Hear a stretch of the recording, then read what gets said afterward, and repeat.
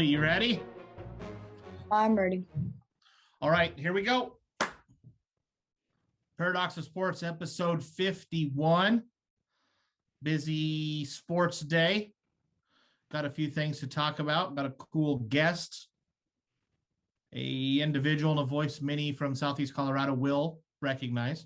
Before we get to that, Jack, how you doing? I'm good. I'm sad. Well, should we just get right into it? Yeah. Why are you sad? Von Miller got traded. Okay, so this is a heart versus head kind of deal. So let's first start with your heart.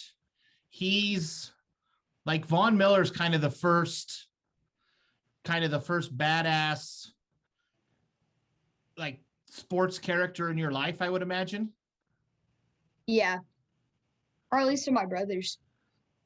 Gotcha. So who else, like where does Von rank? I mean, your earliest memories of the Broncos, who are we talking there? Like who's kind of your first, as you always kind of think of as like an original Bronco or the first Bronco? Who is it? Probably Peyton Manning. Okay, so it's Manning's a little more, but I would say I can't stand Peyton Manning. So we 10,000% differ on that. But I can see why. Manning wasn't homegrown. Like Vaughn was our guy. He was our draft pick. So I will say, and I don't know, maybe you don't agree, I do think it's cool that Vaughn's going to get the chance to go somewhere to maybe win another ring. Von Miller deserves another Super Bowl or two. Like he's that good, maybe the greatest ever at his position or top 3 ever. He should have a couple more rings. Yeah.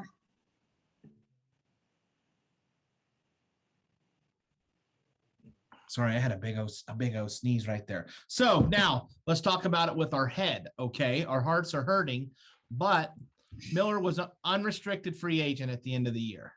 Oh. So we weren't going to get anything for him. So we get 2 draft picks back. Do you like the getting the draft picks? And also on that, do you think this means Fangio's done? Fangio's done. And the draft picks are all right. I mean, we need like an outside linebacker now. We also need a quarterback, as I probably mentioned in like every single Paradox Sports episode. I know it sucks, man. It's just, I don't know. What are you going to do? We'll see. I don't know. I've said it a few times too. I don't think stuff's going to get fixed until the ownership stuff changes hands. I was a little disappointed that they said Bezos doesn't want to have anything to do with the Broncos. I was kind of hoping maybe we'd get the richest man on earth as our owner and he'd build a new stadium and it'd have a roof and we'd get to go to a Super Bowl in Denver and all that fun stuff. But that was just, those were pipe dreams. But what about Elon Musk? I don't know. I think the problem with like Elon's Bezos, got too much stuff to do. Well, they're in a race for like space. They want to be the first ones to build a house on Mars. They're not. It's not like the old whites that we have right now, like Jerry Jones and the Hunts. They wanted to own sports teams. These new money guys, they want to own condos on the moon or on Mars. You know what I mean? It's too easy just to own a sports team. So those guys, I mean, they're mega. They're a different level of rich. Yeah. Plus, Elon Musk is a time traveler. If I've ever seen one. Yeah, I'm not prepared to argue against you on that because it does seem like maybe they're. Right now, man, where I'm at in life, there is not much that would surprise me. That certainly would not shock me. So the way things are going, hell, anymore, man, you just you don't know.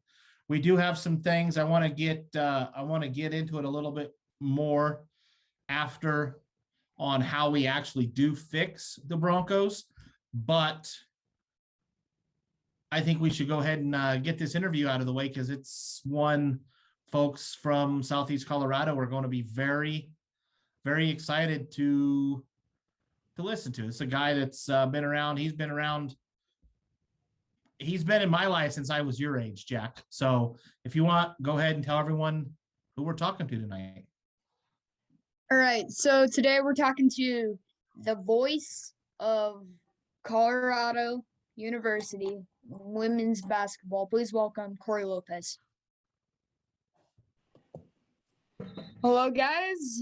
Back with the Paradox of Sports podcast. And you guys liked our broadcasting episodes. And if there weren't broadcasters, I wouldn't be doing this. But anyway, today we're continuing with this series with the voice of the Colorado Buffaloes women's basketball team. Please welcome Cory Lopez. Hey, it's good to see you, both of you guys. And I'm excited that you invited me on. All right, let's get started. Where'd you grow up? I grew up in Western Nebraska. So Scottsbluff and Gearing, Nebraska. And started TV when I was in high school, working at a TV station my senior year, and started doing radio at the same time. And I've loved it and have done it ever since. The guys that helped me get started there, particularly at the radio station, there's two in particular guys that I like a lot.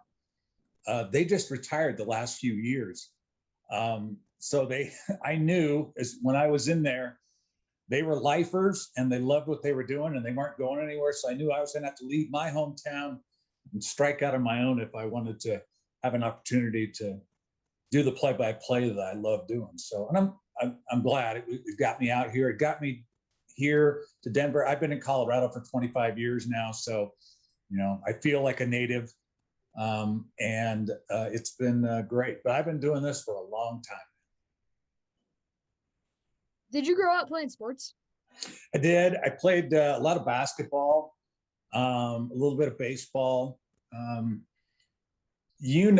Coming from kind of even being in Pueblo, how it is that, hey, it's football season, so you play football, right?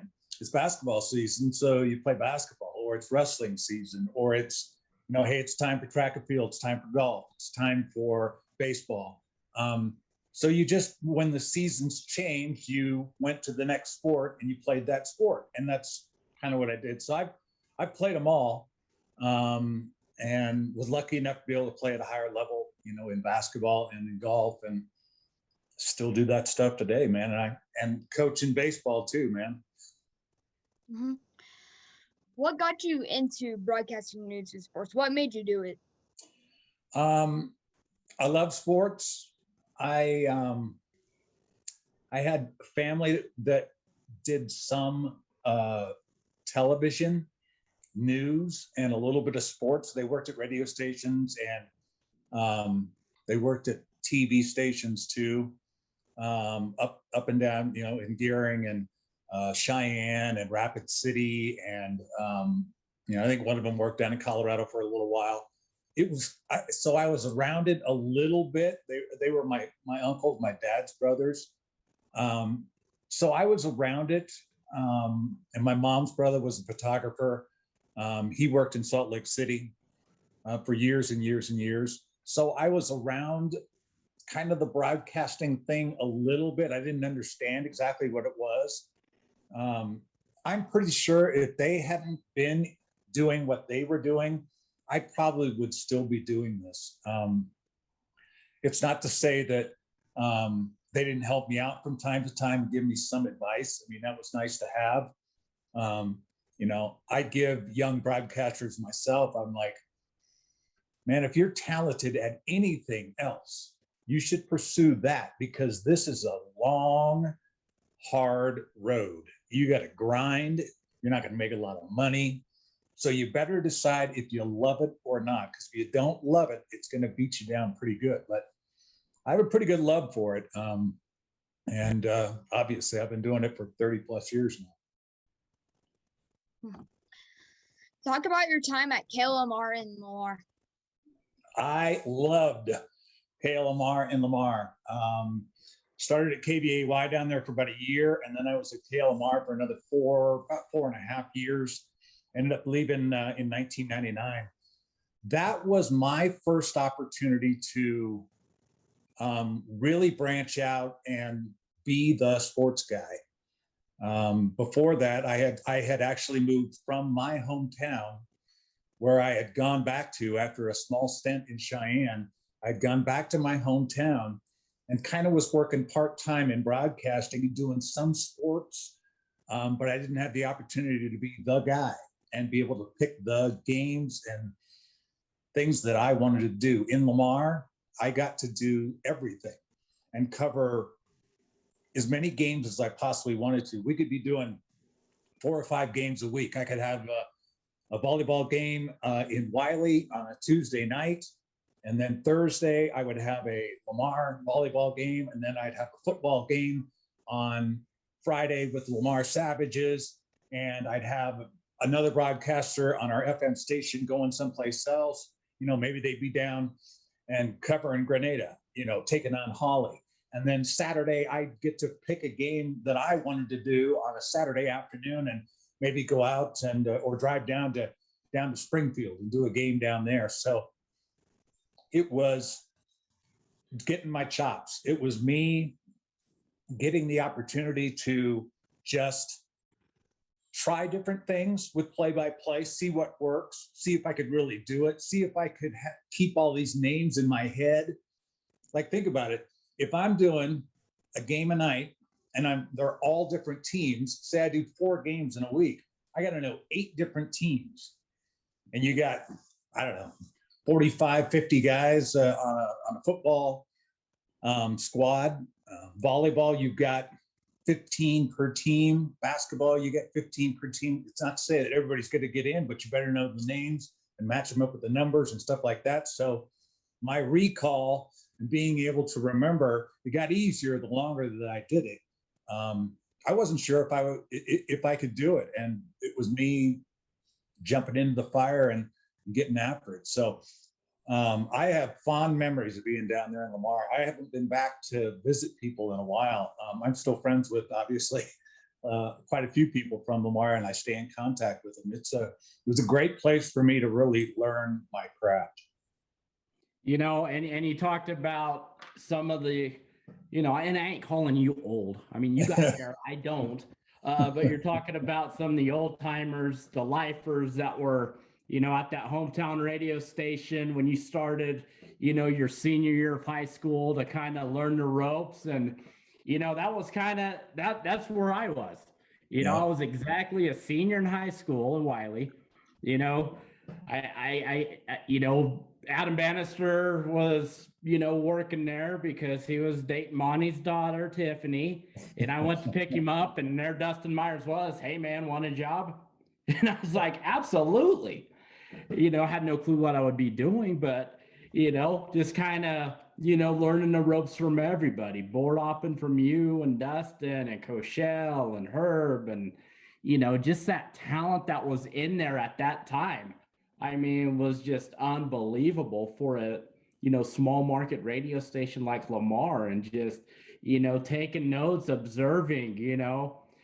I probably didn't keep my mouth shut, but I mean, I was, you know, watching everything, asking a lot of questions, you know, wanting to, you know, how do I do this? How do I do that? And, you know, talk about, you know, giving back. You guys did that to me, like, you know, those guys did it to you. And, you know, that's kind of what got, you know, me started kind of down that path. When you left, it opened the door for me to come back to college when you and Dan, you know, pursued other opportunities. And, you know, obviously I jumped into the sales part where, you know, yeah, I get to be like Cory Lopez picking these games, you know, but I also can sell the airtime too, and really get creative and kind of learn things like that. And then of course that's leading into what we're doing now, and, you know, getting this little guy's feet wet when it comes to the sports side. But yeah, that the part-time gig at KLMR, you know, granted, when I got to be full-time, first job out of college, that was, you know, that was a dream come true. Like, I get to be the voice of the Savages. I get to be the voice of my hometown Wiley Panthers. I get to do what, the guys I looked up to in high school, the Cory Lopez's and Dan Cochels. I got to work, side by side with Herbie. I mean, I was like, to me, that was, I did it. Even though it's small Lamar, Colorado, Yeah. I got to do it. Nothing makes me happier to hear you say that, because you're right. You were in the same situation that I was in many years ago when I first started out. The guys that helped me out, I had a lot of respect for. And the way they treated me is the way that I always tried to treat someone who is new in the business, who's coming in. I never felt like the person coming in was coming in to take my job. And I know some people kind of feel that way, like they'll keep guys down, the hot new play-by-play guy.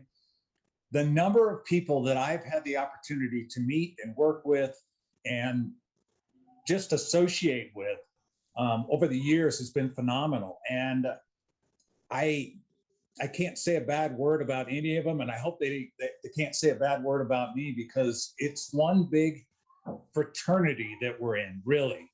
I've been so lucky to work with people that are doing phenomenal things now. I mean, you talked about Dan Cochel, he's still in that business doing stuff in Colorado Springs. He's at KRDO now. He was at KOA with me for a short period of time. He still is doing stuff like that. Dave Kane, who after I left Lamar and I'd gone to Loveland and Fort Collins and Estes Park, Dave Kane is the voice of the Virginia Cavaliers. He got to call a baseball national championship. He calls all the football games and the basketball game. Dave worked in Estes Park. I got him the job at Estes Park, essentially. He's one of the young guys coming in, and he was this hot, new, talented guy. I knew he was destined for some pretty good things, and he always wanted to work and be the voice of the Colorado Buffaloes. That was his thing. He grew up in Colorado, and I said, man, don't settle for that. Go out and make your place in the world. And see what he's doing now is just incredible. And that's just, one of many stories of just really great people in this business that I've had a chance to meet. You got called up to the big leagues with KOA in Denver. Talk about that experience. I got myself in part-time there. I was working with a guy that owned radio stations, and Matt and Monty Spearman, and he had the stations in Fort Collins and Greeley and in Estes Park, and it got me closer to the big leagues, as to closer to the metro market. And I enjoyed my time there, but my time had kind of run up by the time I'd hit about 1999, 2000, and I wanted more. I wanted an opportunity to see if I could do it in the bigger markets and kind of hang there. So I went and talked to Jerry Bell, who is still there today. He was the news director, and took him some, I don't know if I took him cassette tapes that time. They might have been digital recordings, but I don't know. But I also had to do some live reads and stuff like that. And he essentially hired me on the spot part-time. They needed help. I don't think it was my talent that overwhelmed him. I think it was that they needed extra people to work the overnight shifts and work the weekend shifts and stuff like that. But I was only part-time for about a month and a half before they offered me a full-time job. And I was there for about 18 and a half years. And it was great. I got to do everything. I got to do news. I got to do sports. I got to call a Colorado Rockies baseball game, which is a dream come true.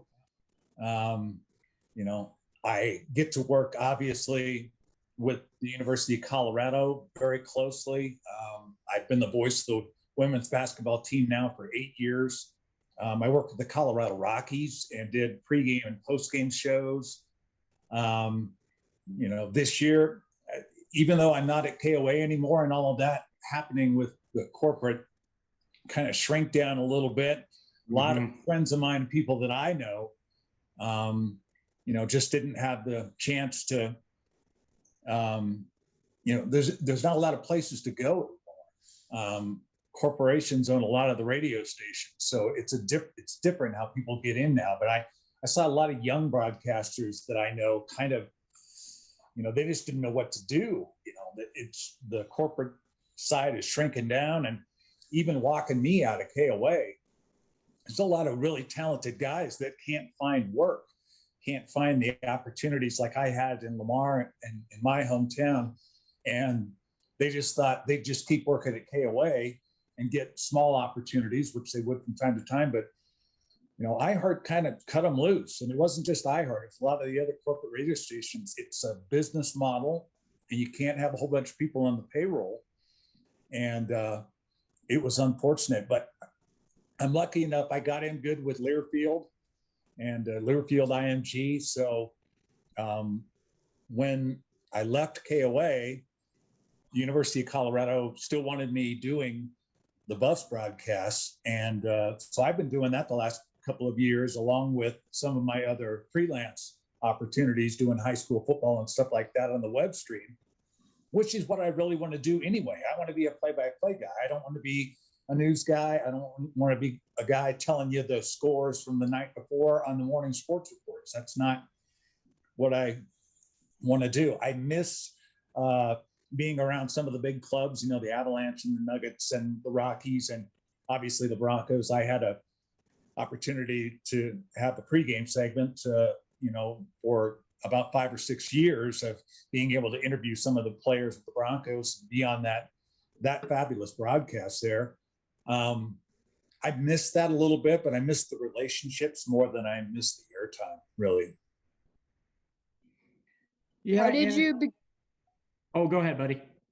How did you become the voice of CU women's basketball? Interestingly enough, I had filled in. I had done some games both for the women and for the men from time to time. So I was kind of the backup guy. And the voice at the time was Mike Rice. And Mike had an opportunity to kind of move up at KOA to do more with the Broncos, to do some of the studio shows and things like that. And he just wasn't going to be able to commit to being available for all of the CU women's basketball games. The Pac-12 women play Fridays and Sundays, and that is all the way through the season. And that doesn't change unless ESPN comes calling and, maybe a Stanford, Colorado matchup they want to put on a big Monday, something like that. But otherwise, they always play on Sunday. Well, that doesn't work for Mike because he's doing a Bronco game. So that's how I had the opportunities to fill in from time to time, because he was doing that. Once Colorado moved out of the Big 12 and went into the Pac-12, they were playing every Sunday, and it just wasn't working for him. So they asked if I would jump on full time, and I jumped at it. I made it work at KOA, but I jumped at it because that's what I wanted to do. Follow a team from start to finish, and to be able to travel with them and get to know them. And I couldn't have asked for a better situation with the University of Colorado, and particularly with the coaching staff that's there now. J.R. Payne and her staff, all the way down to the trainers, and certainly the amazing young women that they are able to recruit. It is so much fun to travel with them and just spend time with them and get to know them. It's pretty amazing. So this is my 8th year with the University of Colorado. So, and I was kind of curious because, obviously KOA, they were your boss. You were working for them, covering those games. And then, typical iHeart, Clear Channel before them, the Reforcing, I got to experience many of these over the years because I was part of that family down here in Pueblo. Right. But then you mentioned a partnership with Learfield. Are you seeing a lot of those radio stations kind of just, hey, we're going to use this broadcasting, school-related broadcasting outfit such as a Learfield or a Westwood One and just pick up their feeds Is that kind of how that's working nowadays? You know, we had Mark Johnson on a while back, and you know, same situation you are with the men and the football team. But kind of talk a little bit about that relationship, and you know how that works in today's broadcasting model. In college, I would say that Learfield and IMG is the other company, but they merged a couple of years ago. They probably own about 90% of the D1 sports broadcasting landscape in the United States. Between the two of them, they have most of those broadcasts. And I'm trying to think of the other companies that might be a part of it. And I can't even off the top of my head even think of another company that does it. So it's almost all Learfield now that does those games. And it's a good model because they let the schools sell it and control it. And then the entire broadcast center is out of Jefferson City, Missouri. And they bring in really, really good, you know, it's funny, and you even talked about it, button pushers. You know, you and I were button pushers, running games, you know, in the studio. But these guys are true producers, putting in highlights for us, recording the games, keeping us on time, keeping us on track, keeping us on the air. Really fantastic professionals back there. All we have to do is hook up and get with them. And they have, chances are they probably run a game earlier in the day too. I mean, they do so many thousands of games out of that place. It's just easier, and the universities don't have to worry about it. They pay Learfield for the opportunity to put them up on satellite, to be able to put them out to different radio stations and all the affiliates and things like that. They don't have to worry about me. I really do go through Learfield. I just make sure I make it to the plane on time, and I'm with the team. They'll get me there and get me back. And as long as I know what I'm doing when I'm setting my equipment up, the University of Colorado doesn't have to worry about anything. Learfield handles it all. I think it's a really fantastic model. Despite the fact that they are a giant corporation, they don't act that way. Everybody that does games is really a contractor, and they treat them that way. They treat them with respect, knowing that they have other jobs that they do, they have other gigs that they have, and they really do try to accommodate us. So I have nothing but really great things to say about Learfield and IMG. And this is something you can't voice track. You got to have the talent based on a number of schools, a number of locations, a number of programs. You have to have the actual talent doing it. You can't voice track like you're DJing. You can't send out new segments to all these different markets. You have to have actual talent doing these games. You have to know how to do play-by-play. You have to be able to, and you have to be relatable to the audience. You know, I mean, I'm a small town Nebraska boy, and I'm doing University of Colorado games. And, you know, we joke about it with the coaching staff and with everybody there, like, oh, he's a Nebraska guy, you know, kind of thing. But I don't just show up for the games. I mean, I'm there at practices. I get to know not only the current players and the coaching staff, I know former coaching staff, I know the alumni, I get to know the boosters. You really are a part of the university. And I know that's how the University of Colorado handles it. Maybe other universities might be a little different, but it's phenomenal. Rick George, the athletic director, you know, I'll see him from time to time. He'll travel with us. And that's the fun part about broadcasting for a specific team, is that you really get ingrained in and you want them to do well. And you really root for them to succeed. And that comes across in the broadcast. And I'm not talking about being a homer. It's just about, you want to see these phenomenal, you know, student athletes succeed. And then to watch them go on. I'm watching former Buffs now. Kennedy Leonard's playing professional basketball in Europe, and she's playing. She just led her team to the Premier League championship last year. And I see these former players succeeding. And, you know, I've got so many success stories out of this. It's just the people at the University of Colorado.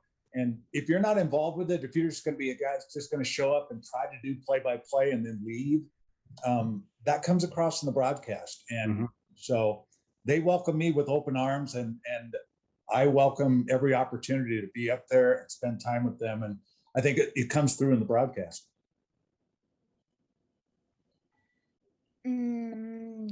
What do you expect in the upcoming season for CU Buffs basketball? NCAA or bust, baby. It's the first time in 8 years that I've said it too, because when I came in, Linda Lappy was there. It's a former great Colorado Buffalo. She just couldn't quite get the players that she wanted. And so J.R. Payne, now going into her 6th season, she's starting to get the players that she needs to run her system. And I got to tell you, man, it is something to play in the Pac-12. It is absolutely, and I feel 100% confident in saying this, Pac-12 women's basketball is the best basketball of any women's college basketball league in the country. It is number one, and it has been for years. And for the Buffs to win 8 games last year in the Pac-12, they went 8-8, was a phenomenal achievement. They hadn't won any more than 5 games before that, except for the first year they came into the league when they won 13, and they had a great team, and they'd come off a great Big 12 run. They'd come off an NCAA tournament run. They got one more NCAA tournament run, and then they were unable to compete with them talent-wise. Colorado can now compete with every team in the Pac-12 for the first time, I would say, in about 7 years. And 6, 7, maybe even 8 teams out of the Pac-12 are going to go to the NCAA tournament. That's how good this conference is. They will get selected to play, and they're expanding the conference, the tournament, I should say, to 68 now, like they do with the men. If they don't make the NCAA tournament, something catastrophically has gone wrong. We've had injuries, and things just haven't gone well. They'll be in the tournament this year. They went to the WNIT last year and got to the quarterfinals, got knocked out by Ole Miss, who went to the championship game and got beat by Rice last year. This team is good, but they're going to have to play well every night, because Pac-12 has the defending national champions in Stanford and the defending runner-up team in Arizona, and they have to play each of those teams twice. So that's how tough the road is. But I think this year's team can compete in that schedule and take it all the way to the NCAA tournament. And who knows? Pac-12 teams do well in the NCAA in the big dance. This could be the year that they really do something very special.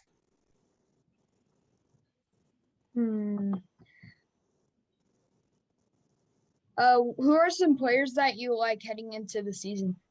Got to say Maya Hollingshed. She is a super senior. She graduated last year, and due to the COVID rules that came out and the eligibility opportunity that she had, she probably might have been drafted late in the 2nd round in the WNBA, potentially if she'd have thrown her name in. She knows she's not ready, and she wants another year under her belt before she turns pro.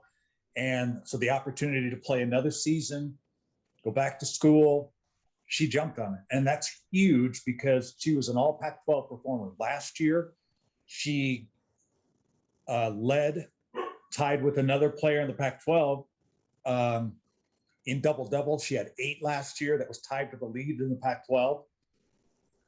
She's coming back, and if she improves, which I've been watching her in the offseason, I've talked to her, watching her in practice, she's better.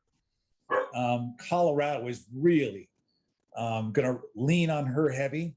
And then they have Frida Foreman, who will be in her 2nd year. She's a phenomenal shooter from Denmark. She's good when she walks out of the locker room, man. You better put a hand in her face, because she'll knock it down. And to have those two kind of players, and then the rest of the players coming in, this team is dangerous, and you can't slip off on them. I'm excited about a local product too. The gal that played at Valor last year, I got the opportunity to call her state basketball championship. Kendall Wetta, coach speaks really highly of her, and getting to see her play live a couple of times in high school. She is so smart on the court. She's a really great point guard. She is already pushing the junior Jalen Sherrod, who will be the starting point guard this year for Colorado, she's pushing her really hard, and it's been good for both of them. So Kendall's going to get a lot of playing time. I think she's going to be a phenomenal talent in the Pac-12 for the years to come. Here, only being a freshman, she is wise beyond her years. So that's another player I'm excited about, along with Jalen Sherrod, who got hurt last year after the Stanford game and had surgery. So she lost half her season last year, the point guard coming back. Those are some players to really look out for. And those are the names I'll be calling out an awful lot for Colorado.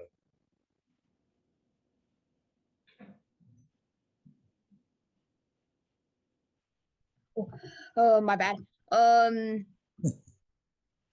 Who are some of the teams that might get in the way of the Lady Buffs winning a Pac-12 championship and making the national tournament? Stanford, the defending national champions, definitely. Colorado was picked to finish 7th in the Pac-12. I think they can do better than that. Stanford has a couple of players, former Colorado players, Fran Believy, former Regis player, Ashton Prechtel from down in Colorado Springs. UCLA has a bunch of McDonald's All-Americans. Corey Close is the head coach there. She always brings in phenomenal players. So UCLA is another team. Oregon has kind of reloaded now after losing Sabrina Ionescu a couple of years ago to graduation. I mean, the number 1 pick in the WNBA, playing for the New York Liberty. They still have they have a lot of talent. So Oregon's going to be really tough as well. And Arizona, going to be very tough. The team that made it to the national championship last year and lost to Stanford. So those are just some of the teams that Colorado's going to be competing against. I don't know if they can climb above them, but they're certainly going to give them a run. If they can cherry pick and get a few games, a few wins at home, that would be huge for them. And that's what it's all about in the Pac-12. If you can win most of your conference games at home, maybe steal 1 or 2 on the road, that leads to success in the Pac-12 and the opportunity to play in the NCAA tournament. What do you do in your free time? What free time? Yeah, what free time, I know. My wife, Nikki, runs and has for the last 14 years, runs a digital marketing and social media and PR company called Focus Marketing and PR. And we started that business with about $100. She had just come out of a corporate job of doing PR and marketing, and it has grown. And so I work with her, and it has been a lot of fun. I get to spend more time with my kids. I get to spend more time with Nikki. And it's given me the freedom to be able to coach my son in baseball, to be able to say, yes, I can do all the Colorado games, and I can travel, and I can do all this stuff, and I can pick up high school football games. I've been lucky enough to call the last few years state championships for football, for state soccer, state baseball last year, state basketball, and have the time without having to call a news director at KOA and say, hey, can I have this night off because I want to do a high school game? It's really freed up my schedule to be able to do more of what I really love doing, is the play-by-play side of things. And at the same time, to be able to be a part of this business now that is very successful now. We really have some great clients here locally and regionally, and we have some national clients as well that we work with nearly on a daily basis. But I can set my own schedule, and we didn't realize at the time. I probably overstayed my stay at KOA. I probably should have done this sooner, so that I'd have the opportunity to do more sports. It's funny how it works out, but I do more sports now than I did when I was at KOA. What was your favorite moment of your career? Favorite moment of my career? Well, that's a tough one. I had a lot of stuff. You know what? I'll give you one in a high school one, and this is one of my favorite moments. And it's a high school football game. I talked about I got a chance to call a Colorado Rockies game from start to finish, which was great, and that was fun. Working on the Broncos broadcast, what I always wanted to do. But it's from a high school broadcast. Cherry Creek and A West, first round of the playoffs. And I'm trying to think back the year. Early 2000s. Cherry Creek is down. They need a field goal to win. And they've got about 1 minute and 20 seconds to do it. The quarterback for the Cherry Creek Bruins was Jack Elway, John Elway's son. I haven't had that much fun calling a comeback in a high school football game by going, Elway has 1 minute and 23 seconds left to go to lead him down the field to win. And my color guy was going crazy over it. We had so much fun. For anybody that was an Elway fan, and I was certainly growing up and having the opportunity to work with him with the Colorado Crush. I talked to him many times. He really is great. To call that game and then be able to recall to people that were listening and watching about the great comebacks that Elway used to have and have that recollection in my head, and then talk about what his son was doing. That was a fun moment in broadcasting for me, to be able to do that and know that someone that I worked with, John Elway, and I admired, obviously, as an athlete and grew up idolizing a little bit as, just as a player myself, knowing that they will probably from time to time go back and find that web stream and watch that.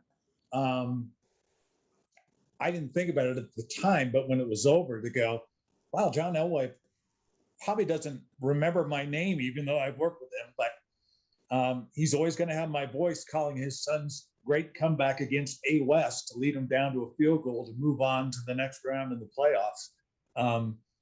That's something I'll take with me that was so much fun to do. And it also makes me realize that every game I do is a big game for somebody. And that's how I treat it. It's a state championship. It's a Super Bowl. It's it's it for some. Mutual friends that Matt and I have, Tommy Grasmick from Grenada, he still has the cassette tapes of their 1A state baseball championship. And he reminds me every once in a while and says he listens to it from time to time. That makes me feel good that I did a good job for these guys, because those are memories that last forever for them. And I'm happy to be a small part of that. Yeah. And speaking of Tommy, today's the 20th whistle game between Lamar and Lahana. Oh, that's man. Also tonight. And Tommy was my color guy for that. This was the first time they had a rivalry for a traveling trophy. Wow. And it was 20 years ago tonight. That's awesome. I so want to get down and catch. We keep talking about it. I've talked with Dan Koshel about it before too, about going back for the Lamar Holiday Tournament at some point. Not to go back and call it, although I know that Corey Allen Fork is back there. And so he's kind of said, hey, maybe you should come and do this. We want to go back and just hang out there because it's like one big happy family. Everybody shows up for the Lamar Holiday Basketball Tournament and just to go back and see people. And we always talk about wanting to go back and do that. We just haven't done it. Maybe next year. Yeah, definitely need to make that happen. And then once again, the state football championships are here in Pueblo. So, yep, I'll see you down there. Yeah, we will definitely be there. 6-man all the way up to 5A, no spring season. So we're going to get to see the best of the best finally after a couple-year hiatus. So that'll be good. Oh, I'm excited about that. Yep, everybody's playing in the same season now. That'll be great. Yeah. Well, Corey, hey, that's a perfect note to end on. Thank you so much. This was long overdue. It's been on our radar to have you come on and talk We wanted to, talk about the good old days in Lamar and KOA and give us a preview of CU women's bus basketball from the guy who has the inside track. So we can't thank you enough for your time, and good luck the upcoming season. And we'll see you here in about a month or so for those football championships. Well, thanks so much for having me on, guys. I really appreciate it. I was happy to get the invite, and I'm available anytime you want to swap stories about Lamar or high school or college or anything else. I'm always around, and if you want to talk broadcasting, I'm here to do that too. So thanks. It was great to see you guys. Awesome. Cory Lopez, voice of the CU women's bus basketball team here on the Paradox of Sports. Jack, close us out, buddy. Goodbye. All right, we want to thank Cory, Mr. Lopez, Cory, for taking some time. He's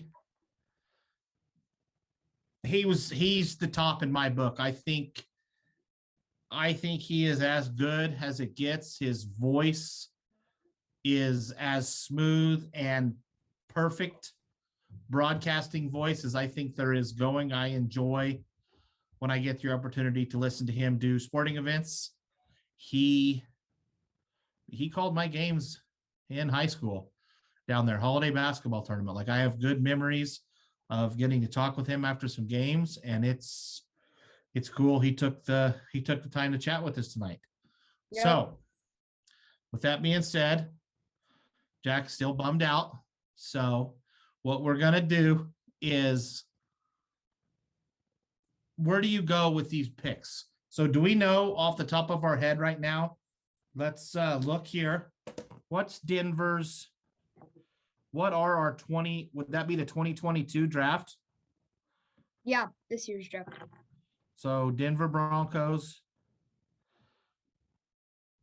First of all, why I'm looking this up, dude, what about there being 12,000 no-shows at Mile High yesterday or on Sunday? That was crap.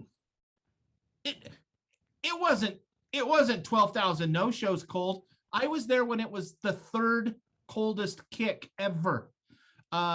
Sunday night or a Monday night, I don't remember. I believe it was a Sunday night game against the Bengals, and there was like maybe 1,400 no-shows. There wasn't 11,000. Like, that's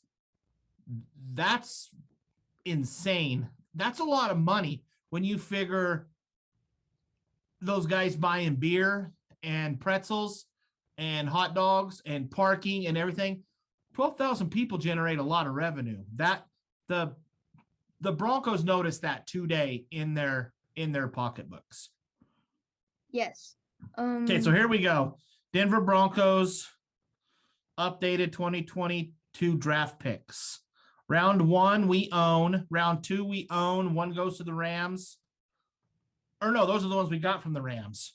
So yeah, own from the Rams. Round 3, round 4, round 5. Own from the Lions, a projected compensatory pick. Round 6, we traded to the 49ers. And round 7, we own. So we have 1, 2, 3, 4, 5. We have 6 picks next year in the draft. Okay. So what are you doing? Round 1, where do we go? Okay. First, let's say this. Are you going to say quarterback? Hold on. I'm going to pull up NFL. I know what I'm doing. Okay.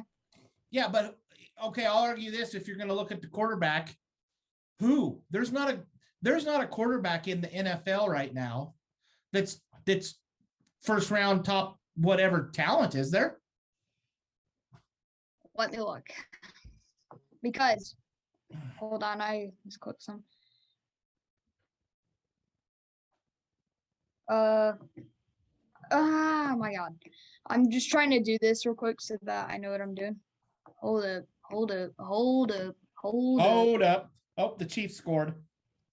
We're taping this Monday night, by the way.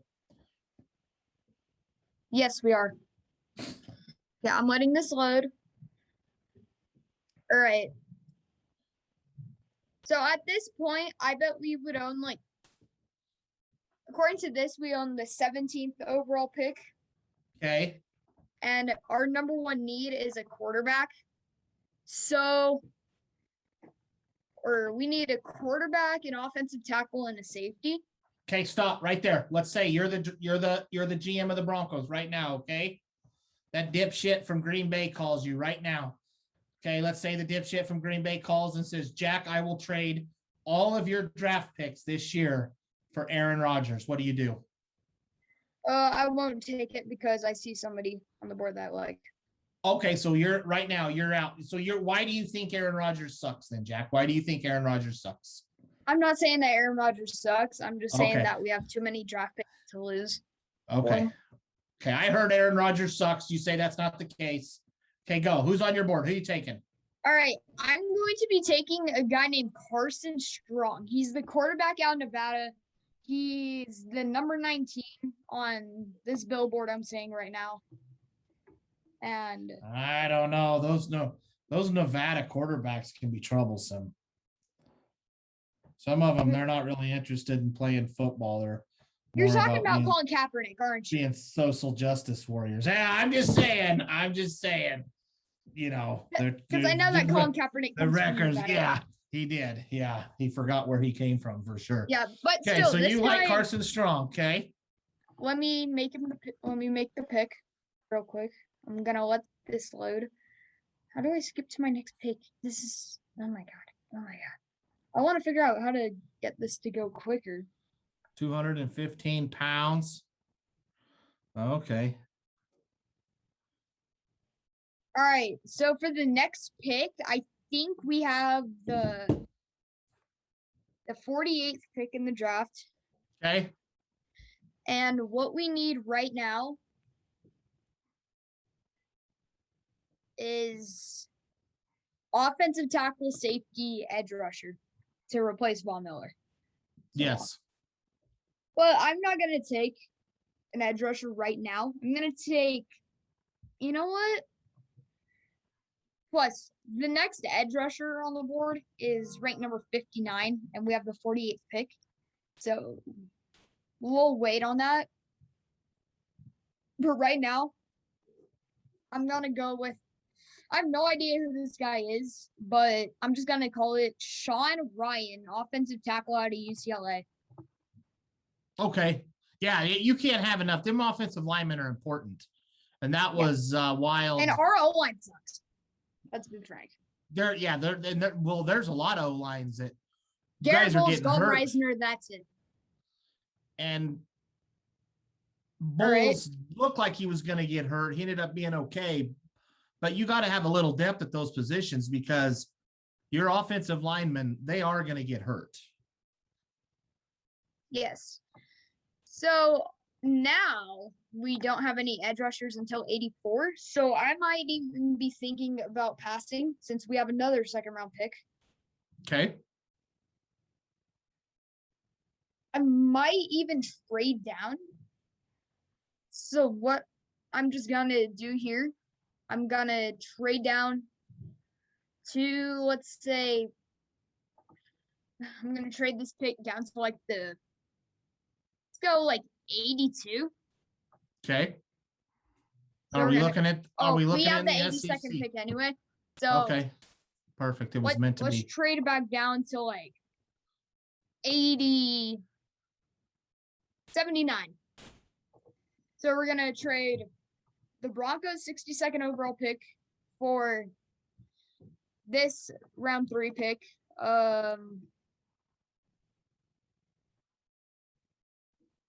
And then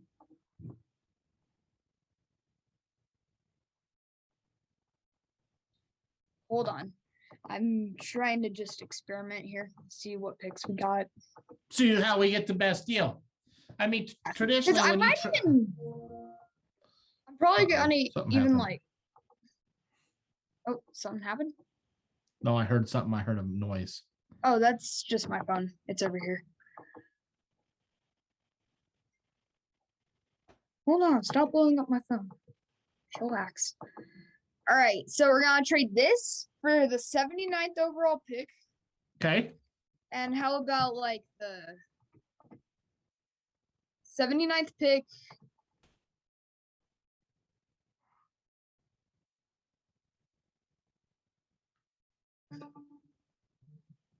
Who's calling me? No caller ID. Decline. I'm cold. Okay, we're busy. We're in the middle of some stuff right now. Yes, I don't even know who's calling me. So let's trade this pick for the third, fourth, and fifth round picks. It sounds So we stupid, just- I know. No, you're fine.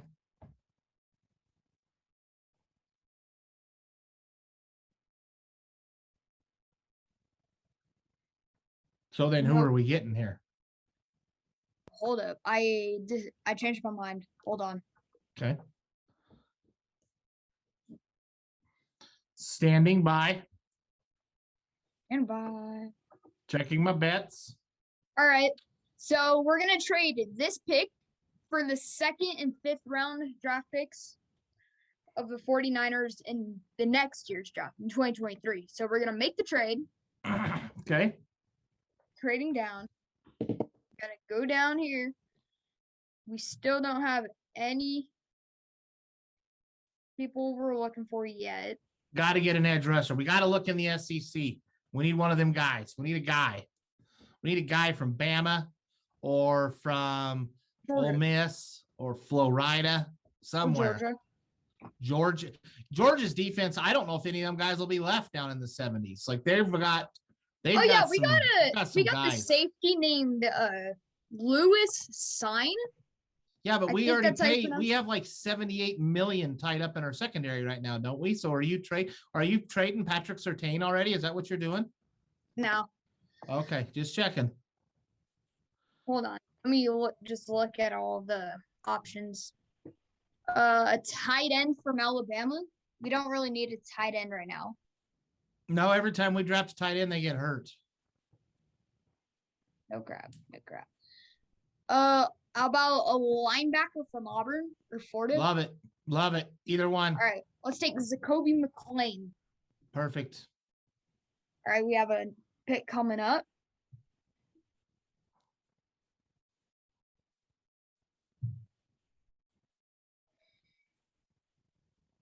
So now we have this pick. Let me see. We need a.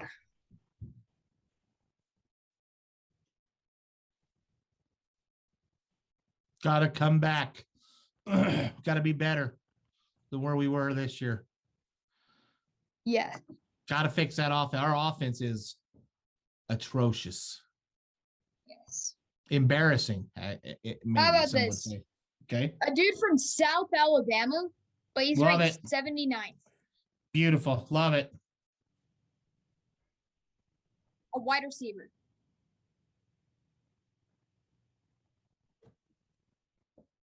We There's could the use a rest- wide receiver.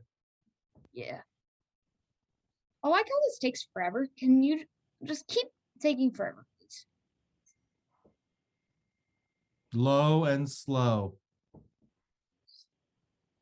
You know, I'm just gonna do one more pick because that's Do all it. we're really caring about. Yeah. Let's go with like.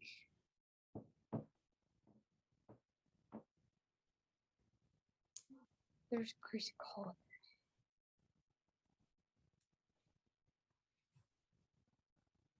Let me see if I can find like a guard or something. Yeah, yeah. we need to get Yeah. us a guard. I found a guy named Lycida Smith out of Virginia Tech, and that's all we're just gonna be doing. Perfect. Can't So, beat yeah. that. How's the fantasy team doing? I'm down almost 30 points to my dad by of Tyreek Hill and Sterling. And I think Tyreek he's Hill. Yeah, Tyreek Hill already scored tonight. So you got that there. So that'll help you. That'll help you come back. Mhm. Anything else exciting going on? No. Just Not really. following Broncos. Are the Nuggets? Are you back concentrating on the Nuggets now? Like, where's your attention at? Are you still heavily focused on the Broncos, or I'm where is still your- focused on the Broncos. I haven't been much focused on the Nuggets as of late. okay? So it's still football season. Yes, to me. Gotcha. Right on. Right on, right on. Right on, right on, right on. Thank you, Cory Lopez, for talking with us tonight. Jack, Thanks. thank you. for your draft perspective and perhaps what we got to do to fix this atrocity that is the Denver Broncos. Maybe we'll get A them pointed good back in the quarterback right. is all we need to turn ourselves around. I tried to give you We one haven't 5 had a minutes good ago, quarterback since Peyton Manning. and that's debatable. We haven't had a good quarterback since Jay Cutler. We just didn't have the team around him. Oh, Jay Cutler was a stud. I know. Cannon for an arm. Just But ripping darts and listen, everybody past Peyton Manning has been doo-doo. oh, I know. Yeah, and since we sold our soul to win that Super Bowl, we've sucked ever since. So I don't know. I don't know whether it was worth it or not. We'll debate that some other time. We Sound will. good? Yes. Sweet. Thanks, dude. Stay out of trouble. Okay. Okay, you want to get us out of here? Yeah. All right. That's it for this week's edition of the Paradox of Sports Podcast. Be sure to like and subscribe to us on Facebook. Follow us on Twitter. Did I say like and subscribe on YouTube? I think I said like and subscribe on Facebook. You like just and did. subscribe on YouTube. Follow us on Facebook, Twitter, and Instagram. And let us know if you get. Oh no, never mind. I'm just trying to come up with something to please the crowd. Would you trade the franchise for Aaron Rodgers? Yes. Would you trade every draft pick we have for Aaron Rodgers? Yes is the correct answer to that. All right. Later, dude. Stay out of trouble. Later, tater, alligator.